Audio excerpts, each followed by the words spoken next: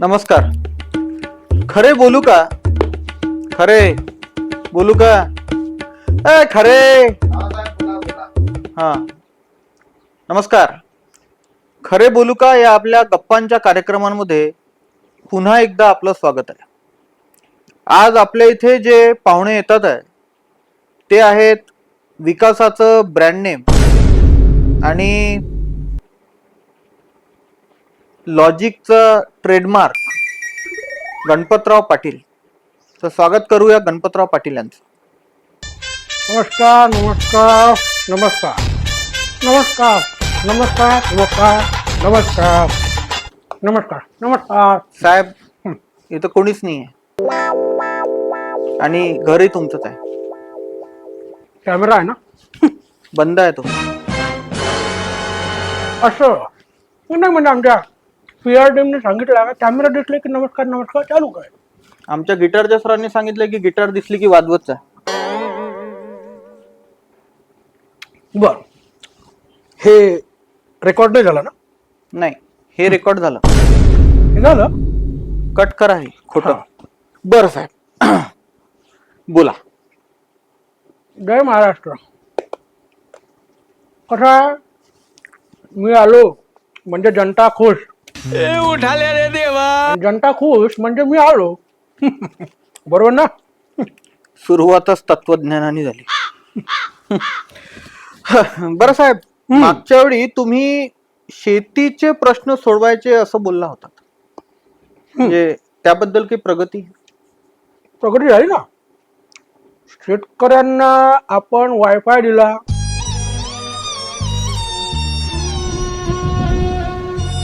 त्या वायफाय वरून ते फोटो काढल, ते फोटो पाठवायचा असेल तर डायरेक्ट देवापर्यंत फोटो जाऊ शकते. ते पहा आमची व्यवस्था काय आहे. हे आम्ही केलं आहे, वायफाय दिला शेतकऱ्यांना. मग देवाला वायफाय दिलं का साहेब तुम्ही? देवाजवळ पहिलेच वायफाय आहे. कसं आहे, हे जेव्हा त्यांना फोटो पाठवेल की आमची व्यवस्था कशी आहे पहा, आमच्याकडे पाऊस नाही, देव तिकडे पाऊस पाठवेल. देव जर पाऊस पाठवत नसेल तर त्याच्यामध्ये आमचा काय दोष आहे? आम्ही प्रगती केली नाही केली.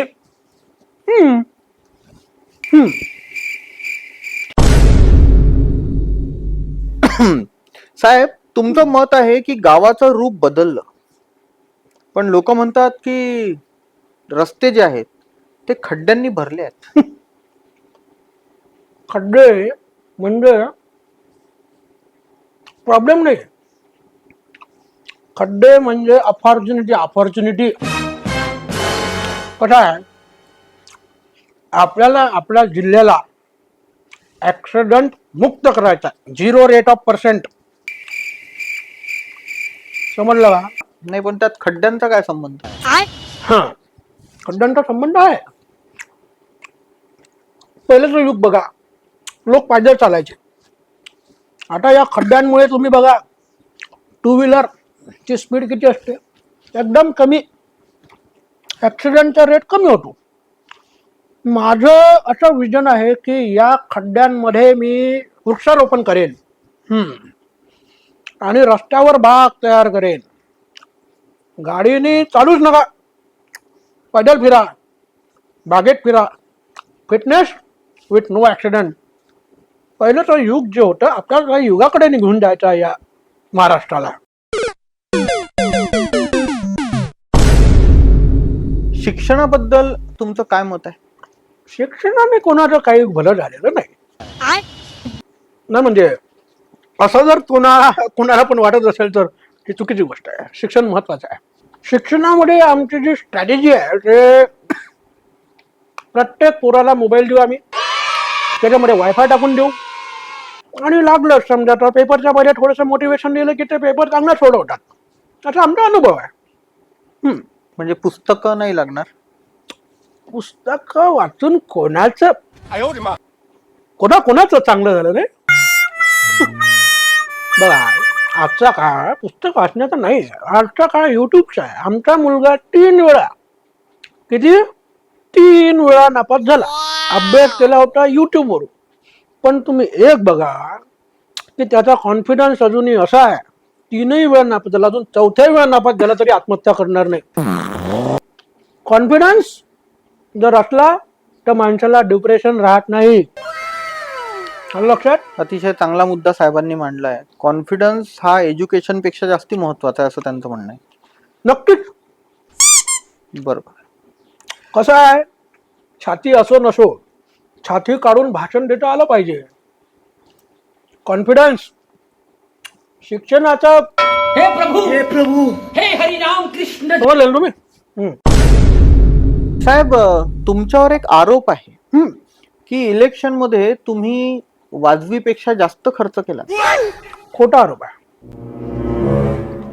साफ खोटा.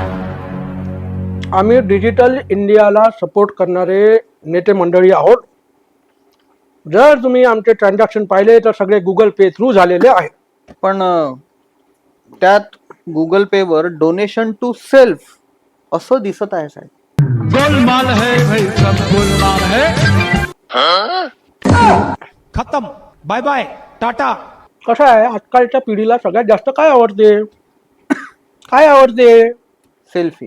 सेल्फी. ते जेव्हा सेल्फी काढत असतात त्यावेळेस मला ही संकल्पना आली की सेल्फी सारखं आपलं सेल्फ सर्व्हिस असलं पाहिजे. आमचा जो हा सेल्फचा फंडा आहे तो म्हणजे सेल्फिशनेस वाला नाही आहे, सेल्फीवाला आहे. नेक्स्ट प्रश्न विचारा तुम्ही. इतकं सुचलाय मला. खूप सुंदर लॉजिक होतं साहेब. धन्यवाद. खूप छान. लोकांनी तुम्हाला का वोट द्यावं? हा गंभीर प्रश्न आहे. पान खाऊन घ्या मग सांगा. खूप गंभीर प्रश्न आहे. खत्म. Bye bye, tata, goodbye, गया. लोकांनी मला काय वोट द्यावं? तुम्हाला सांगतो, दिवस रात्र लोकांसाठी काम करणारा नेता आहे मी. थकत नाही. तुम्हाला सांगतो, माझी बॅटरी कधी संपत नाही. चार्जरही अजून लावलेला नाही. इतका काम करतो. खूपच इमोशनल. म्हणून लोकांनी मला वोट द्यावा. खूप इमोशनल होतं सर, खूप इमोशनल. वा सर, वा. आणि जर सर एवढं करूनही तुम्ही जिंकला नाहीत तर मग आम्ही स्वतः जनता बनवू, आंदोलन करू. कसं आहे, सत्तेत जाऊन आंदोलन होत नसतात. आंदोलनांसाठी सत्तेच्या बाहेर यावं लागतं. सत्तेत राहून कामं तर होतात. मग जे सत्तेत आहे त्यांना सांगा ना, मला कशाला सांगताय? मग तुम्ही आंदोलन करा. अरे पण आता मी सत्तेत आहे ना. पण आता तर आचारसंहिता सुरू आहे. कट करा हे असे प्रश्न मला विचारू नका. मला जितकं माहित आहे तितकं विचारा. तुम्ही नारळ कसं खाता? सोलून, फोडून, पाणी काढून? कसं आहे, आम्ही जेव्हा लहान होतो तेव्हा आम्ही नारळाच्या बागेत जायचो. हे प्रभु जायचो बागेत? कोकणात. बर. तेव्हा नारळ आजच्या सारखे कडक नव्हते, ते नरम होते. तर ते नारळ आम्ही तोडायचो, त्याला असं चोळायचो आणि मग त्याच्यातलं पाणी प्यायचो. बस. हा. आजच्या साहेबांनी आपल्या समोर जे अफाट, अत्यंत नवीन, इनोव्हेटिव्ह आणि सुंदर विश्लेषण जे केलेलं आहे, विशेषतः नारळ चोळून खाण्याचा जो नवीन प्रकार त्यांनी या जगात आणलेला आहे, त्याबद्दल मी त्यांचं अभिनंदनच करू इच्छितो. आणि या निवडणूक पूर्व गप्पांचा कार्यक्रमांचा पुढचा भाग आम्ही लवकरच तुमच्या समोर घेऊन येऊ अशी मी तुम्हाला ग्वाही देतो. साहेब, नमस्कार. नमस्कार.